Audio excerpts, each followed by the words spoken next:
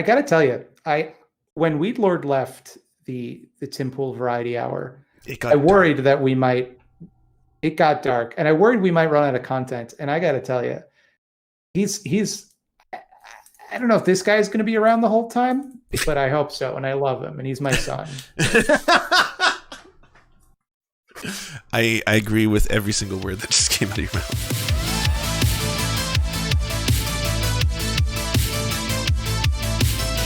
I have a theory here. People always ask, people like Alex Jones or Marlon are these new faces? Like, why did they get taken out? Why did Gavin McInnes get taken out? And my theory is he seems horrible. I'm not calling them fringe, okay? And some of these people are my friends, and so I'm not speaking poorly of them. I'm just using the left's, using them as an example here. They go, okay, these are the fringe guys on the right, and the left says that.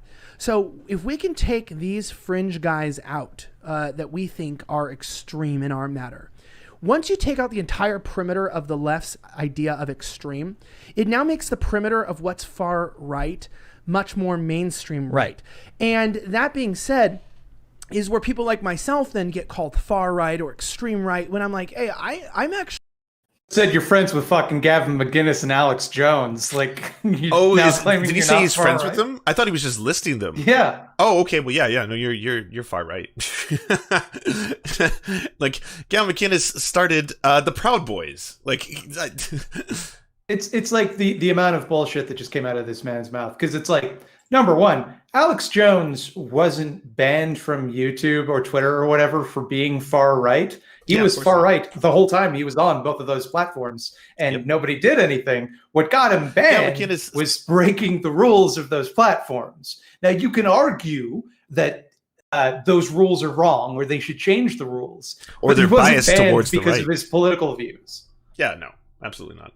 But that's Tim Pool always makes that argument because he seems to think that everyone who gets kicked off these social media platforms, it's ideologically driven. So he always says that, like, well, it's because like they're misgendering unfairly targets members of the right wing community who want to speak up about this. I was like, well, I think misgendering targets trans people, and I don't think there's any kind of like ideological spectrum there outside of the Overton window, basically. And this is a common rhetoric. It's like actually the far right really actually hates me. They're some of the biggest spammers, and they're stupid alt accounts. I don't blame them.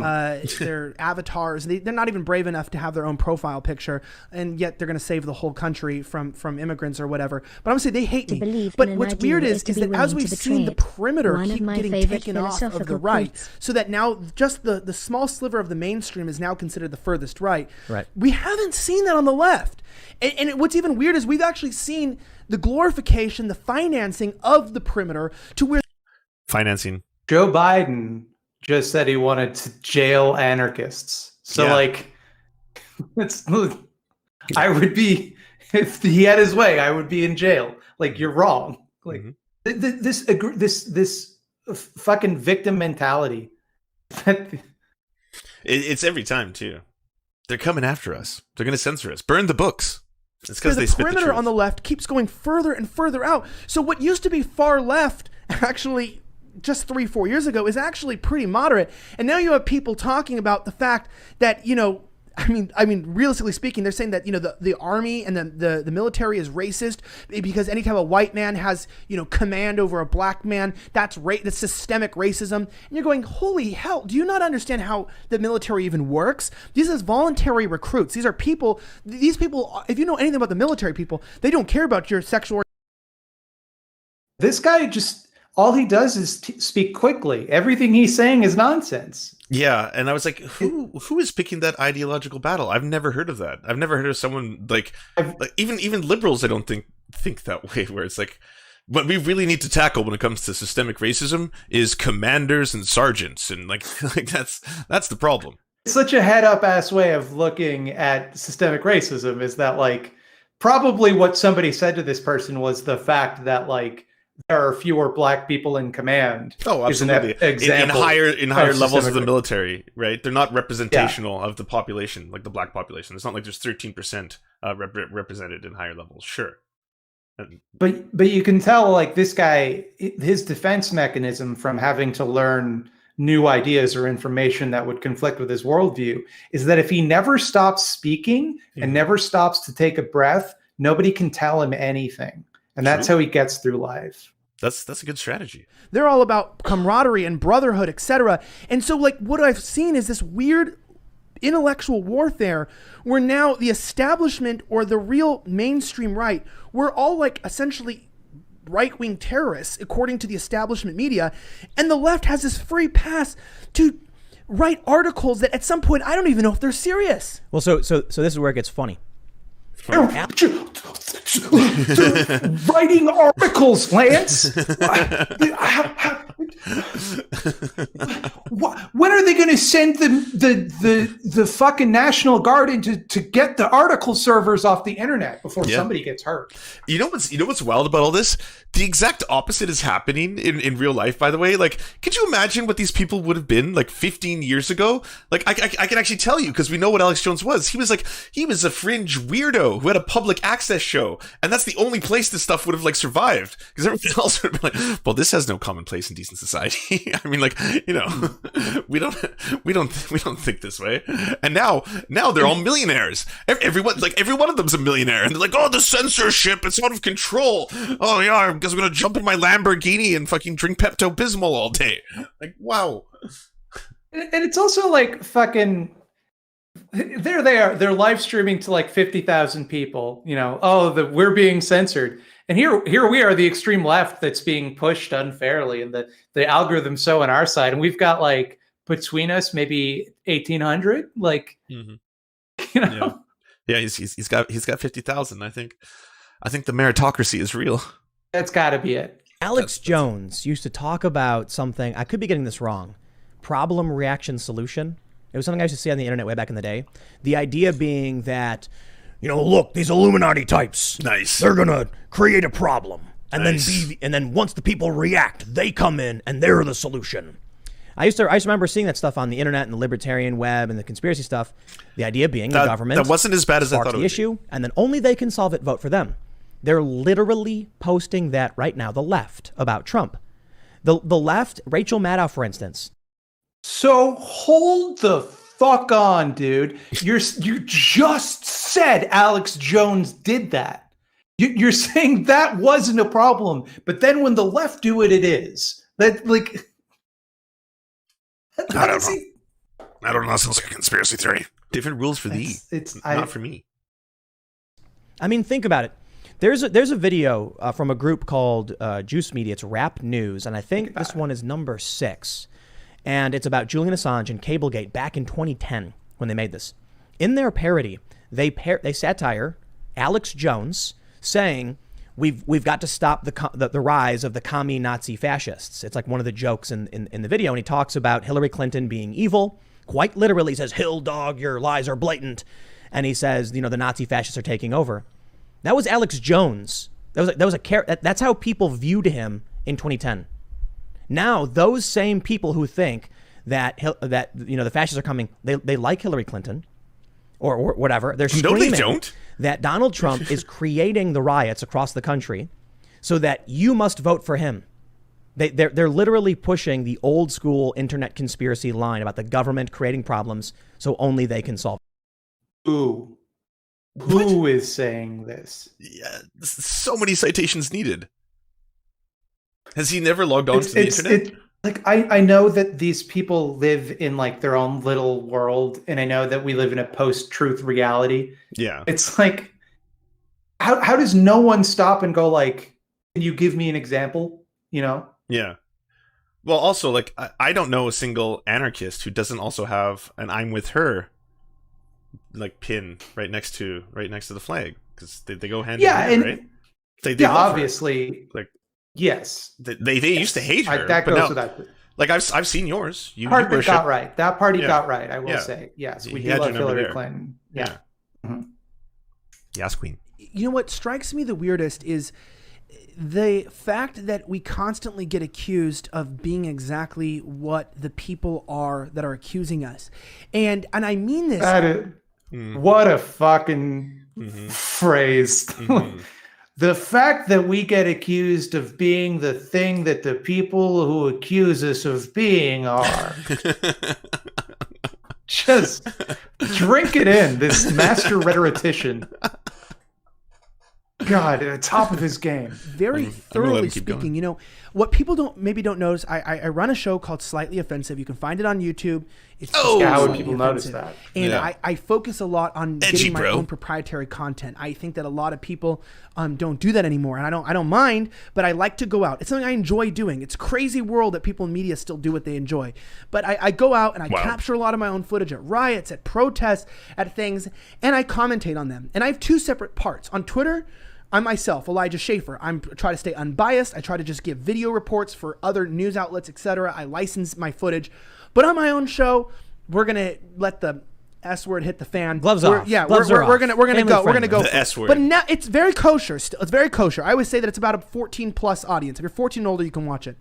That being What? So on Twitter, he tries to be unbiased. Yeah. But on his channel, he doesn't. Also, who's aspiring to do journalism for teens, like preteens? That's really weird. Like, I couldn't imagine being like, I get out there. I'm a source, okay? I film things, and if you're around 14 years old, you're my target demographic. Did he say that? Yeah, that's what he just said. He's like, okay, you can rewind it a little bit. I'm obviously exaggerating it for comedic effects. You didn't say I'm looking for 14-year-olds. Yeah. All right, here. But now it's very kosher. Still, it's very kosher. I always say that it's about a 14 plus audience. If you're 14 and older, you can watch it. That being said, when I look at this, I can be using. That's his own show, and like, I'm not saying that he's specifically making it for 14-year-olds. It's just, that's a weird flex to be like, hey, by the way, man, like, I love this. I get out in the field, I do these things, and like, you know, my stuff is for you if you're around 14 or older. Like, yeah, it is also weird that he's like, let the S word hit the fan, and then he's talking about how raw he gets on his own show. Oh, like, no. We don't hold back. You know, we let the S word out, baby. But it's very kosher. Oh yeah, no, I know. It's K word. It's K word. My own footage that I captured, meaning I'm not like a conspiracy theorist. I'm not ripping footage. I'm not manipulating it. The eyes tell me differently. I'm a propagandist. This is my footage that I was there, that I risked my life to get. And in many ways, I have risked my life to Risked your life. Risked my life for the 14-year-olds. I thought, I'm going to die. For the kids. For the children. Risked life. I risked my life to get this footage to you, the kids. Oh, how brave! Like, oh, thank you. Oh man, I hope that impersonation of you wasn't stolen valor, fucking hero. And it wasn't so I can get clicks. I'm going, but if America doesn't see this, if I don't run towards this, they're not going to see the truth. And in my mind, I'm not, it's not, no one's like, oh, it's not like a grift. Like, if I get this, I get 1 million views. Because I have a wife, I have a family. And my mom just died a couple months ago. I can't let somebody else die in my family. My family. It can't be about the clicks or anything remotely shallow or the profit motive. I have a wife. All that goes out the window. I do. Yeah. I too have a wife, and I can tell you, I want clicks. Click on me. Well, yeah, I want the clicks. But that stopped. At least it started to slow down, right? Once you got married, you got that feeling. Yeah, it's his grandmother died, and so nobody else in his family can die. Of course, that's yeah, which they would do if he, Is that Highlander family relations? Yeah, and it's also like, because all of the danger he's putting himself in. Like, for example, can't forget about that. When all of the danger. Yeah, when he held the camera and then pointed the camera at the event, and yeah. Mm-hmm. Mm-hmm. And so when I'm in these situations, in these race riots, dealing with my own tragic death in my own family, I've been married a couple years, taking care of my wife, and I see something happening, and I'm going, I've got to run to that. I am definitely thinking, just this needs to come out to America. Okay. And then I put that footage, oftentimes censored, to meet YouTube or big tech guidelines. I keep my commentary kosher. Anything that isn't, censors bleep it out. We bleep it out so that it's just like normal broadcast television. And then my video gets age restricted, it gets taken down, my account gets throttled, they tell me I'm borderline, etc. And I'm going, wait a second. my opinions aren't even partisan. When I'm there. Well, you just fucking called it a race riot. I would say that's a little partisan. Yep. I would say that's not an unbiased way to describe a protest. No, I wouldn't call that apolitical, to say the very least. That wouldn't be the first, like, if someone's describing anything towards, like, it's not even a dog whistle, right? It's like walking up to a person and by the way. Yeah, it's a dog foghorn. Yes. And I look at the stuff that happened in Kenosha, the altercation between the young man and those other individuals. When I'm there and I filmed it and I witnessed it and the other angles are my friends and we scoured over this footage and we looked at it and we came to a conclusion, that's actually journalism.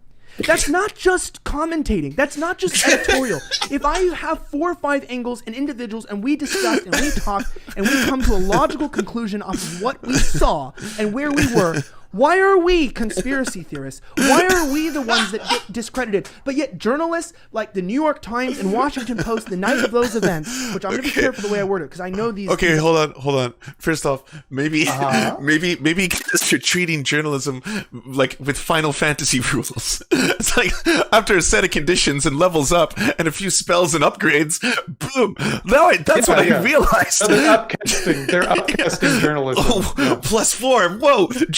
Journalism achieved. Journalism unlocked. Once a day I get to use my far right bonus.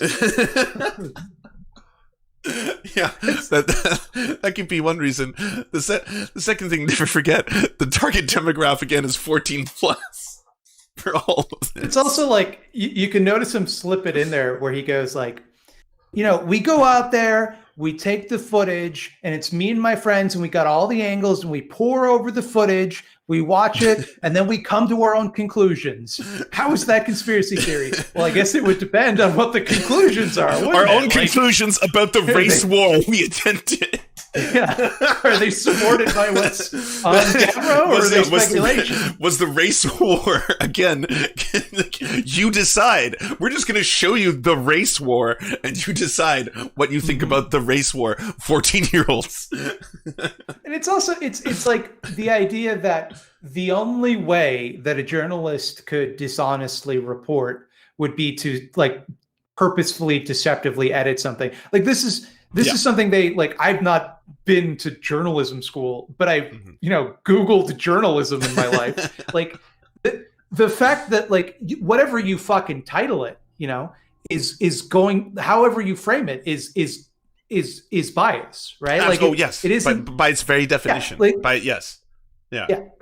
So, like, the idea that he has this show where it's just his personal opinion and he's saying that can't be conspiratorial, it's like, that is definitionally, like, that is not journalism. No. That is editorializing. Like, no. Until you get the upgrades, then it's journalism. Then after enough spells. Sure, some yeah. mana. Yeah. It's a subclass of commentator. Yeah. Was that where the race war comes from? When I was there and I watched that Twitter curates at the top of the feed, here's what happened. And it's from articles who had not yet contacted the journalists who were there, who did not quote us, who, from what I saw, were not on the ground in that moment. It makes you wonder. How dare you criticize me? Are we really the extreme people? Are we the conspiracy theorists? Hold on. No. We talked about this the other day. Radicalization. What does that mean, right? People have become radical, right? Brian Stelter recently was on C-SPAN, and someone called in saying that CNN was the enemy of truth. They've lied hundreds of thousands of times. And then he says, well, this year there's been a lot of radicalization against the media. Okay. Is it radical to want borders for your country? No. Of course not. It's the way it's always been. Is it radical to want a strong military? No, absolutely not. It's literally the way it's always been. Is it radical to want to lower unemployment and make sure that the people of your country have jobs before immigrants? Sounds good to me. That's actually the way it's always been. It was only 10 years ago the Democrats were for all of these The start of things as well. In fact, civilization Bernie Sanders until was for now. this only a few years ago. It's always been this way. There has always been a military, a state. those aren't the positions that people are calling radical. No, though. not at all. Like, if you say, like, I disagree that there should be a border, but it's not a radical position. It is the status quo position. Yes, it's but if you say there should be a border. Also, it should be patrolled by people with machine guns, and there should be a 10-foot cement wall the entire line of the America-Mexico border. Yeah, that's actually a little radical, dude. And then any of the families they pick up, we should take the children and we should put them in cages and lock up the kids and have kid jails. That's kind of radical. That's not like radical. The beaten path, you know? I mean, they've gone far off the rails that they're so far left now, they're looking at regular people screaming radical. Quite literally like Brian Stelter. And that's mainstream news. So there's good news here. I want to talk to you about the riots too, because that was actually really interesting. Okay, sorry, one sec. That's literally what you're doing. That's what you have been doing, like this entire broadcast. And also, by the way, do you know, I totally forgot about this. When he was talking about CNN, he was like, CNN is just a harbinger of lies. They're like the, children of the lie. There's been over 100,000 lies, blah, blah, blah. How do they lie so much and consider themselves journalists? I'm like, again, that's you. That's what you do for a living. Like, you just turn a camera on and say whatever you want. Like, it doesn't matter. In their minds, right? Since they are journalists, they assume that's what other journalists are doing. Yeah, of course. It doesn't occur to them that maybe they're actually doing something different. Yeah, absolutely. Because I like ragging on the media. So when I look at the far left and how far they've gone, I don't think they make up the majority of people. This fringe group. Oh shit! I've heard it's 8%. I've heard that's 8% the Hidden Tribes report says 8%. It may be a little bit bigger because that was a couple years ago. So I'm wondering if you've got. I'll do it this way. You've got mainstream society, and the left starts pulling further and further left, and it's possible that we get dragged or it breaks off. If the far left moves so far left that regular people become confused by what they're doing, they become fringe weirdos. And all of these big mainstream companies and the NBA, for instance, their ratings are in the gutter, 40% down. You see this? You know what? I have, and unfortunately for them, definitely has 100% to do with him taking a 2-day protest. That's what has affected the ratings of the NBA was a 2-day protest they took. Yep. Nothing else going on in society right now that could possibly affect any of that. But yeah. And when you look at like broadcast, statistics, the rate of people watching shit is just up. I know. People love cable these days. People love having cable and paying for it and subscribing to Nielsen households. Like, the fringe weirdos. It is a grift. I mean, these guys they've always complained. They're always getting hyper political, making millions of dollars talking about. Not all of them. Well, but okay, yes, not all of them. But I've seen that. I'm kind of anti-elitist. Like, I don't like. It's not that I'm against sports, and I love all American pastime. Not me. I'm pro-elitist. I think elitism's great. Oh, it's fantastic. Yeah. What the fuck? Like, who isn't anti-elitist? But that's just nonsense. But I'll say this. This is why I like watching these kind of things, because I learn about all the straw men, like the straw people. It's a whole straw family, right? Like, I would never know that's something they just assumed. It's like, oh yeah, fuck, those leftists love elitists. I was like, wait, what? Like, maybe it's the liberal elites. Yeah, a little thing you didn't know about me though is I don't like it when people are rude to me. I don't like it. It doesn't feel good. Mm-hmm. And that's just the weird thing about me. Like, that's just how I am, So you're an elitist? No, it's like I'm anti-elitist, basically. Oh, okay. It's a weird thing about me. Wild. I just don't like it when wealthy people who live very comfy lifestyles lecture America. I've never been comfortable with it. Oh, my God. It's literally like it's how 50,000 people watch 50,000 humans live, then maybe 500,000 later on the YouTube. It's literally what you're doing. Man, both of you support to be president is a literal billionaire. Yeah.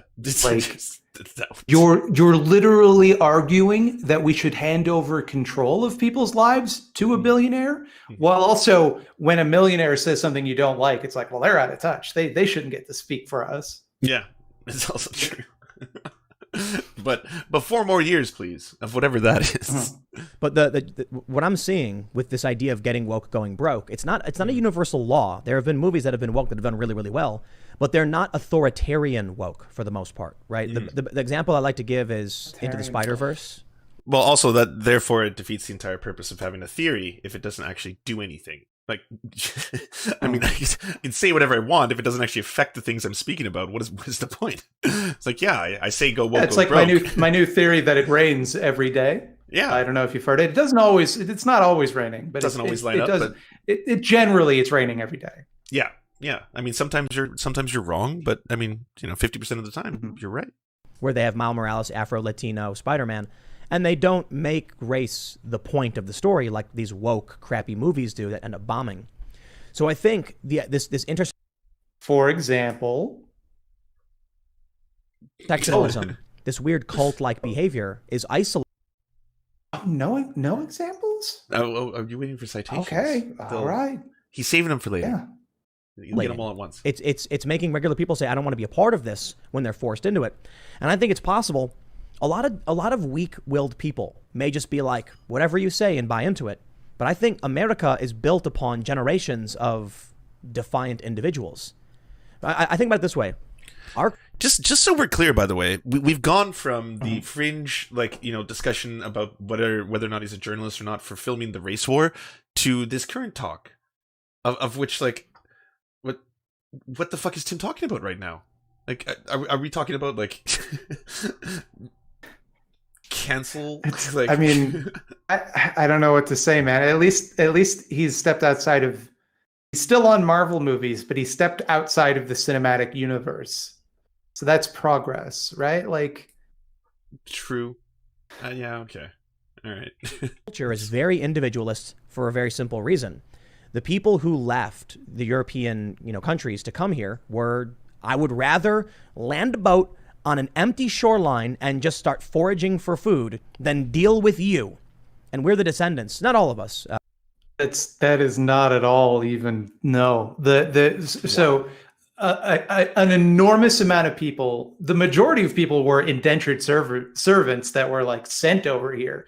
The idea that like people just did it out of the spirit of entrepreneurial, oh, golly gee, I'm going to make a new life for myself in the new world. And the idea also that they came over here and it's just this wild, untamed country. Tim, you know that there were Native Americans in the New World before we got here. They built cities, they built storehouses, they built roads. So when we got here, we had all of this infrastructure and a bunch of fucking dead people because our dirty asses brought over a bunch of diseases. Like, yeah, and then it kind of resulted in the largest loss of human life in human history. It was like, conservative estimates in the hundreds of millions of indigenous people just wiped off the face of the entire earth. civilizations just wiped out on the blink of an eye. Just gone.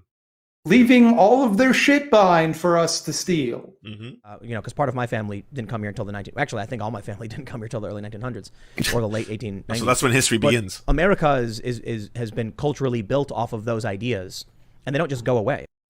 American mythology has. Mm-hmm. It is not true in the slightest. It is a convenient myth. So we are very staunch individualists. I imagine most people are going to say, leave me alone or else. So when you start getting the things you're talking about, where they're like, tell the world you're racist, eventually people are going to say, I'd rather go live in the woods and build a farm than deal with you and your weirdo. And they are. I know. And they are. People are leaving this. Fuck, it's like Americans can't be bothered to buy food that isn't microwavable. You think they're gonna go live out in the fucking woods? Like, are you kidding me? Like, you ask them to wear a mask and they're like, I can't breathe if I wear a mask. You think they're gonna like forage for their food? Like, really? Well, it's also that meme, right? Someone was mean to me, so I sold all my possessions and moved into the forest. Like, that's those are your two options, by the way. If someone says, "Hey, don't be racist," you can either submit to them or go live in the woods. Yeah. God damn it! Cancel culture again. I am from Los Angeles. If people cannot tell from my slightly mixed voice that sounds slightly lispy, slightly homosexual, and also Valley Girl together. That's what's called growing up in Los Angeles and hanging around a lot of liberals, but thinking for yourself. Where's the surfer dude? No, the surfer dude was the pot I smoked for like a decade. I mean, that's where I sit there and that's what we call just being a shitty comedian. That's it. It's just there's nothing else to it. I get confused sometimes. It's just a lot of pot in just a few years. But I will say this: being there, California people have their own way of speaking. I'm very much a California person in a lot of ways. And I always found it really funny because there's this group of individuals who got really mad at me for, do you know who Jesse Lee Peterson is? Yeah, of course. Amazing. How he goes, gay. I just think the guy's so funny. He really is a funny guy. And he, I was on Lance, it's your buddy. What? It's your buddy. What is he talking about? Okay. I know who he's talking about because I've watched quite a bit of him. I don't recall one of his catchphrases just being gay. Like maybe I haven't seen that episode. Or is that something he frequently does? Like I know beta male. Funny, dude. Yeah. Oh no. Yeah. No, sounds so fucking funny. Yeah. Yeah. That sounds. It's like, can you imagine like a gay dude? Oh it's yeah. so fucking funny. Oh no. Yeah. That's cutting edge. I love him. I'm busting a gut over here. He says that word. Yeah. It's great. He always asks questions in this dichotomy, like it's for entertainment purposes, like. The like, dichotomy. Do you love your wife or do you hate your wife or something? And you're like, oh, that's a weird question, but like, he goes, are you like a conservative or are you a Republican conservative? And I was Which like, one?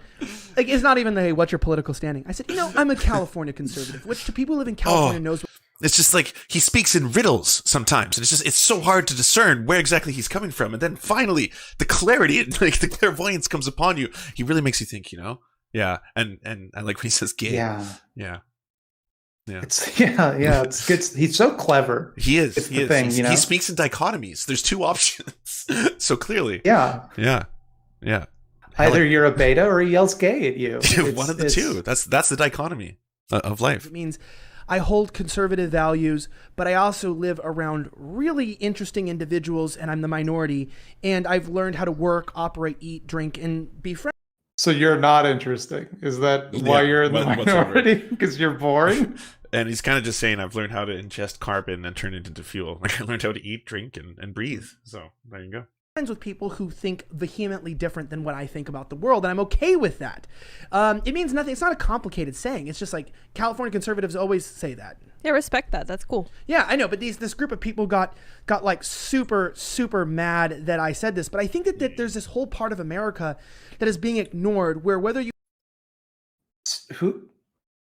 I sincerely doubt that anyone got mad at him for calling himself a California conservative. Yeah, no. No. I think I'm about as much of a woke scold as one can get. And I don't understand what's offensive about that. I have no idea. No idea whatsoever. Like, I can find offense in the color purple, and I don't understand what just happened. There's this whole civil group, like the main swath of America, that is somehow being dejected from the conversation, like you said, about people being called extreme. Ejected from the conversation. I've never been considered an extreme person. I never in my life have considered my politics to be extreme. I run into you probably run into extreme people online too. They're there. I'm just going to point this out. The fucking name of your show? The fucking name of your show references the fact that it offends people. So obviously you do know that your opinions are like pretty fringe. Slightly. Bro, slightly offensive, all right? Just Yeah, slightly. All right, we got this. And they exist, and they have the right to exist. I'm against censorship. I think people have the right to be extreme as long as they're nonviolent. I think they have the right to have radical ideas. Conservative bingo. It's so boring. Yes, I do. Especially communists. But I also think, too, that like this idea of the extreme people kind of taking the narrative and batting it against each other, where I know the far right, and it's like 200 people. That exist. And seriously. And like 6 nice. prominent ones, by the way. This is like 200 cool. main... Cool. What a relief. What a relief. Hey, so we've gone from, by the way, talking about being a journalist, +1 journalism by filming what you described as a race war, to then out and out denying that there's a problem of white nationalism and or ethno-nationalism in the United States. Nothing to see here, I suppose. I mean, 200 people can cause a problem, Lance. He's not saying it's not a problem. Yeah, I know. I mean, that's important. It's only 200 people. It's just like 200 bad apples, That's it. I gotta tell you, when Weedlord left the Tim Pool Variety Hour, I worried that we might. It got dark, and I worried we might run out of content. And I gotta tell you, he's I don't know if this guy's going to be around the whole time, but I hope so, and I love him, and he's my son. I agree with every single word that just came out of your mouth. And so it's really weird that when the left even says, "Oh, you're far right," I'm like, "No, I know the far right." That's like, I can literally tell you what accounts. I wouldn't do it, but I could show you what accounts are far right. There's only a few of them. But because they have scapegoated us as that, I just have to be careful on the right that we're not forgetting that there's this whole swath of people that are feeling very much alienated and homeless from what they knew to be the Democratic Party. And that's why I don't want to call it Republican. I don't want to call it conservatism, because a lot of these people aren't conservative, but They think they are now, though. But the right wing, but see, that's why we have to be careful not calling them conservatives. They're not conservative. They're liberal. I know. But the right wing now includes, this is the weirdest thing, and this is where I'm going to get so much flack. Yeah, flack for this from those weird anonymous accounts probably. But I'm okay to say this, is that the right wing has become taking so a huge risk, inclusive that it is I'm now putting myself in danger by saying this. I'm used to danger. Like every time I go, I get so much flack when I go to an audience that already agrees with everything that I think, and then say my opinion that wouldn't be controversial to them at all. Yeah, that is actually only slightly controversial to people who disagree with me completely. And so I'm going to take a lot of flack for this one. Yeah. But trans rights. Wow. Oh, spicy. I'm sorry, but trans rights, shit. Look, I'm going to get roasted by the anonymous Twitter people for this one, but I got to say it. That's what I think. I'm just looking on Twitter right now. You have a lot of mentions. Oh, this shit is blowing up. I don't fucking read my mentions. Because it's become the common sense party, essentially. I sat down with Glenn Beck and we disagreed on pro-life versus pro-choice. At the end, we shook hands and said, "Hey, it was great. Great Glad to have me." And we disagree, and I don't like it was the. It's never going to affect either of you, so it's pretty easy to remain detached in that situation. Like it could kill a woman, so she might not want to shake your hand when you say that she should have to die. Just a thought. Exasperation was kind of funny because I was like, I really think the best way to put it is we have a different, there's an ethical barrier between us, but we recognize we should sit down and just keep talking to figure out each other's worldviews. Yeah, but why mock the moderates? And I think that's what I come down to is that I want to acknowledge that there's extremists on the left and the right. It's just that the right wing extremists are still fringe. And that's the key thing, is they try to make it seem there's like only 200 those of them. people that are right-wing establishment are fringe and extreme. It's like, no, there are some right-wing extremists. What I'm upset about is not the fact that you guys want to call out extreme right-wing people. I'm mad that while calling out right-wing extreme people and talking about the negativity of who they are, you then put on a pedestal left-wing extremists. If you're going to fight against extremism, I didn't get any pedestal. Did you get a pedestal? No. I do have a box from Soros that I haven't opened yet. It could be a pedestal, but yeah, it could be a pedestal. I should check. Yeah, that's what frustrates, I think, that the average individual, and why more people are defecting towards. I wouldn't even call them Republicans or right wing, but they're becoming Trump supporters or America First. They're getting behind the America First mentality. You're looking at one. Yeah, exactly. Is that you're just going? I literally can tell you this. I don't agree with everything on the right. I may not be as the most conservative guy that lives maybe in some southern state or whatever, but I can tell you that whatever this insane militant communist faction is that has hijacked what they're calling the Democrat Party, and it's quickly. I just need to take a breath here. That's just watching this guy. I don't understand how he can talk so much without taking a breath. He just it's unbelievable. It's like cyclical breathing. It's like watching a tuba player or a didgeridoo. Yeah, seemingly becoming the establishment Democrat Party is just detrimental. It's toxic for the future of our country, and I don't want any part in it. Alec, you could not possibly have a more so I'll put it this way. Let me start over.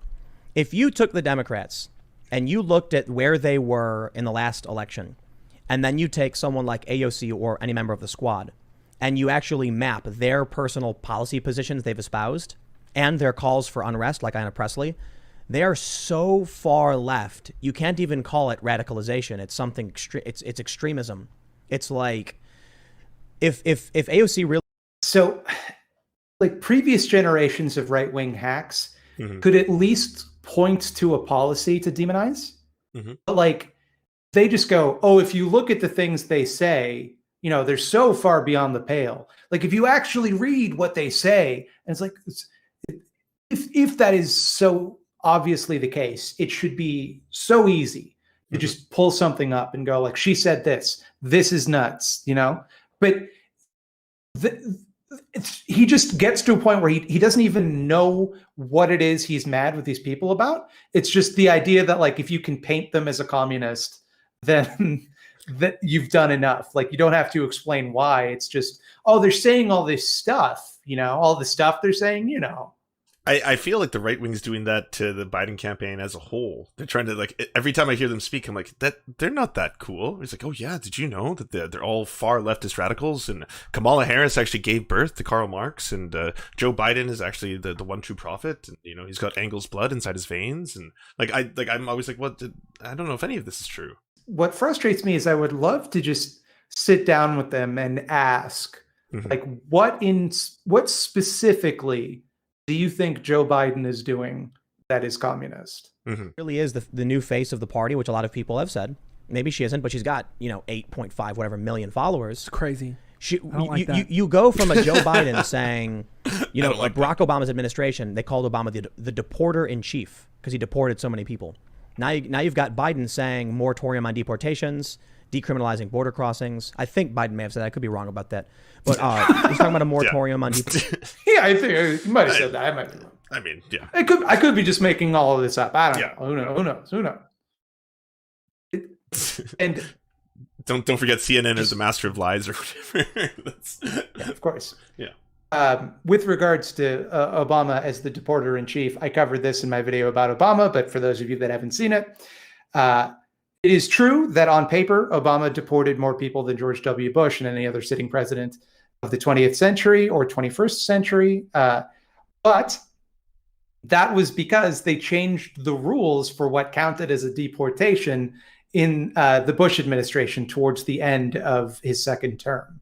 So they were deporting people for more reasons than they had been previously. It was rules that Bush set up. Now, Obama didn't fix it. Obama still is culpable. But it's such a convenient argument for the right to go like, oh, no, that's all Obama. It's like, but you agree with it. Yeah. You know, you want it. So why is it a problem that Obama did it? Shouldn't you be saying, unironically, thanks, Obama, if that's what you want? Like, you have to like switch on a dime and pretend that this is the opposite of what you believe so that you can criticize Obama and then switch back to praise Trump for doing the same thing. It sounds exhausting. They've convinced Biden to adopt radicalized positions. Oh. So it's a fact.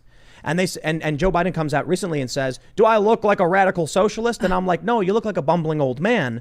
But you've come out in the debates with these insane fringe positions that nobody wants, except for a tiny fraction of screaming such people. As and, well, that's what's coming in mainstream politics. But that's what strikes me as interesting, because what I realize is this, and this is where I think I know why this has happened. Okay, because what happens is that people lose touch with reality. And I know this because when I watch influencers, right, and I watch people, I will see, and I talked to Ezra Levant at Rebel about this, about how a lot of influencers on the Yes, I talked to Ezra Levant about how people can lose touch with reality. It's what I think the sober keystone of intellectualism. When I think of someone who's always got an even hand, and someone who looks at things with a fine-tooth comb before making a decision, keeps emotion out of it. I think Ezra Levant. Oh, absolutely. I mean, if you base an entire media empire based on, I don't know, the readings that you found scribbled on the back of breakfast cereal, then you've got yourself some rebel news. Because this is I'm going to make a point about the left here. What the extreme fringe right does is they essentially try to make you seem like, cue up your points. We're the real right. We're the real cool people. We're the Puritans. We know what's really going on. Without us, the country is effed. And everybody else is a sellout and a fake. And here's the thing. We might have some weird ideas about certain races and people, but just listen to this. Everybody else is selling out the country. And if you really some weird ideas. Yeah, little bit strange. Pretty out there. I don't know. They're kind of neat. Yep. Yeah. Some of them are old timey. I gotta tell you, yeah. When you look over what those neo-Nazis are saying, it's pretty weird. It's a little out there. I can't think of any other word I might use. David, you got to come closer and closer to our ideology. And then you share a couple ideas that might agree with what they agree with, because, I mean, take any random sample of people, anybody might agree with something you say. And then they start getting mad that you don't agree with everything they agree with, because clearly some of their ideas are extremely toxic. And then they demonize you. So what happens is someone could have 200,000 followers on Twitter, but then they have 2,000 of these like random accounts. Multiple are run by the same person. Why is he just straight up admitting to hanging out with the 200 alt-right members? There's only 200, by the way, but he knows all 200 of them quite closely, and doesn't mind interacting with them and learning about their high-level ideas and their weird ideas. But then it's like, I talked to them about this kind of stuff, and we kind of sync up, and the whole race science, the whites are superior to the black stuff. You got me there, and then they say some things that are just totally fringe. That are just, I can't get down with that. I don't know if I would go so far as to assume that he agrees on some level with the racists, but I do think from the way he's talking, it seems that he views it as kind of an academic thing, right? Like it's not going to hurt people in the real world. It's just like on the level of feelings. Of course. No. It's just he's trying to learn from them. But what was like Gorillas in the Mist? Like that novel and book about learning behaviors if you just hang out with them after a long enough time with the racism. But what's interesting is that when he hears like the far right talk about race war or what have you, he views that as like that's a flight of fancy. It's just like that's a toxic idea that you just put away, and But when the far left talks about like, oh, we should feed everyone, his mind kicks into overdrive, going like, they're going to take over all the farms. They're going to do, they're going to get rid of people. It's going to be this, they're going to steal everything I own. And he can't separate what he thinks the result of someone's beliefs are from what that person thinks the result of their beliefs are. So in his mind, they're advocating for that. And it's just astounding to me that the level of charity he gives to the far right and the level of just complete speculation and what's the word I'm looking for? When you put words in somebody's mouth that he has for the left, it's unbelievable. Stefan Molyneux. What about him? Oh, isn't that the expression when you put words in someone's mouth? Oh, I see. Yeah, you're getting Molyneux. Yeah. ..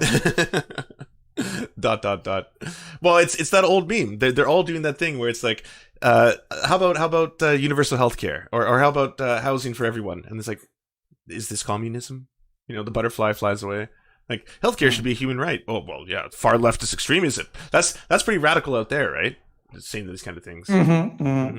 Yeah, you're going to turn your country into an authoritarian shithole like most countries. Yep. Flood their inbox. Go on there. If you're a small-minded person who's out of touch with reality, you think, oh my gosh, everybody wants me to go towards these extreme ideas. My base. It's like, no. They're bombing you. You have 200,000 followers. These are 2,000 people who you can look don't even follow you. It's not even 1%, even if they did follow, if you're following. This is not who you should be listening to. This is mob mentality. These are... Okay, but like that assumes that if it were the majority of the people following you on Twitter that were telling you to do this, then you should listen to them. As though there's no other option, that you have to listen to somebody on Twitter. You got to base your worldview on what some of the people on Twitter are telling you. You got to pick that carefully. It's like you couldn't just look into things and decide for yourself. No. That's too much Googling. Who are trying to push you into this cultic idea that what you're doing is somehow ruining the country unless you follow them. Now, I know that. You know that. You people who work on the right that are smart know that, or left, that extremists aren't the status quo. But if you are easily manipulated, like Joe, somebody who's bumbling mentally, incapacitated in some ways, these people are dangerous in the fact, not about violently, intellectually, they will take advantage of this. Is literally what's happened. The Democratic Party uses Twitter as their public opinion barometer. So all of the fringe extremists on Twitter who will bombard one of these journalists or these politicians with crazy opinions, they think people must want this. Exactly. And regular people aren't on Twitter. It's like 22% of the country is active on. No, I think it's less than that. I think. I forgot what the number is. Do you want to know what? Do you like want to country. put a better number on that? I went on Social Blade, just to see if I grew a little bit or whatever. It's this website. This is not impressive. I'm not boasting about this, but it said I'm like number 40,000 or whatever on Twitter. And I'm not even very big. So if you just took that swath of like 50,000 people that are like in the hundreds of thousands and verified to millions, that's 50,000 people out of a population of what, 350, 370? 328 or something. Yeah, okay. So over 300 million people. You're talking about Has your mind 50,000 expanded people yet? deciding the discourse of the whole country. Right, yeah. Maybe take out half of those of people who probably don't engage politics online. Yeah, so like 25,000 people are literally creating the entire narrative for what's the whole country. And I mean, not that I'm that influential or anything. I'm just pointing out the fact that like 25,000 people out of 300 million plus sort of dictating what the news is, what goes on shows, etc. Yeah. That's less than 2%. And when Donald Trump then invokes law and order and regular life, regular people, just like normalcy, that's what they're trying to do with Biden. That was one of the arguments, that Joe Biden invokes this idea of normalcy. It's like remember the Obama years when life was regular? Lance. Yeah. I've pulled up a list of the top Twitter accounts. Oh, neat. Am I number 40? Number one, no, I don't think it doesn't go that far. Oh. Number one, Lady Gaga. Oh. Number two, Donald Trump.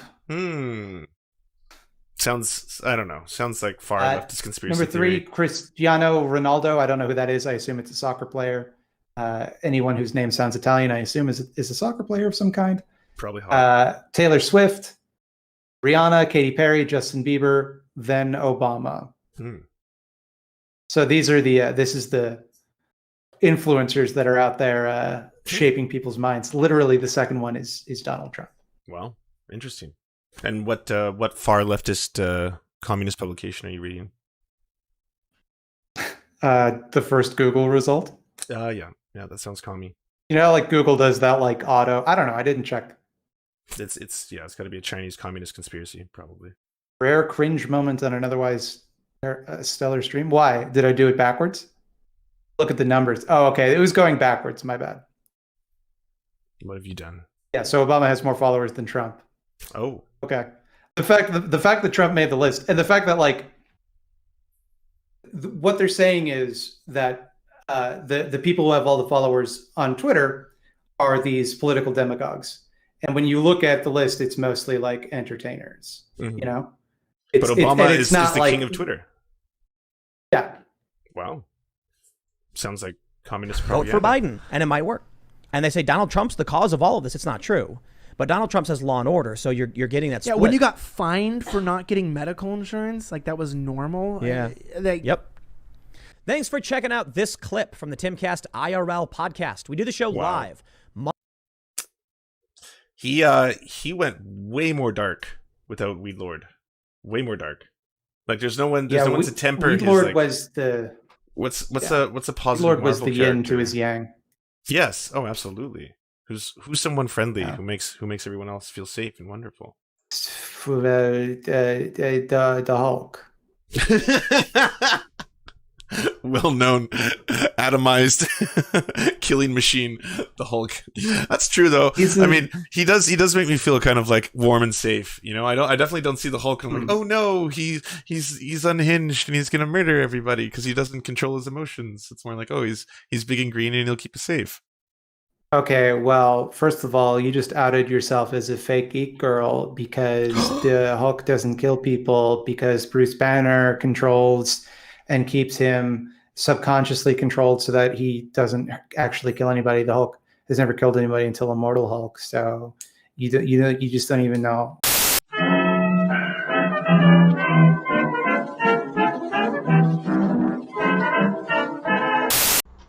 Hi everyone, here's what's bothering me today. I have less than 30 seconds to tell you that I run the YouTube channel What's Bothering Me Today. On Twitter I go by the handle Bothered Boy, and while I am Canadian centric, I talk about a lot of American and international issues as well. I talk about politics, history, social issues, racism, the news, and more, all on my channel. I am a proud leftist and a proud feminist, and the fact that I had less than 30 seconds to tell you all of that is what's bothering me today. Hey, we want to mutual aid you to get some eyeballs on your work. So if you have a leftist YouTube channel or Twitch stream or something you want us to advertise, just send us a 20 to 30 second ad using the forums at weareserfs.com. We'll do our best to help you out. And please submit once per channel.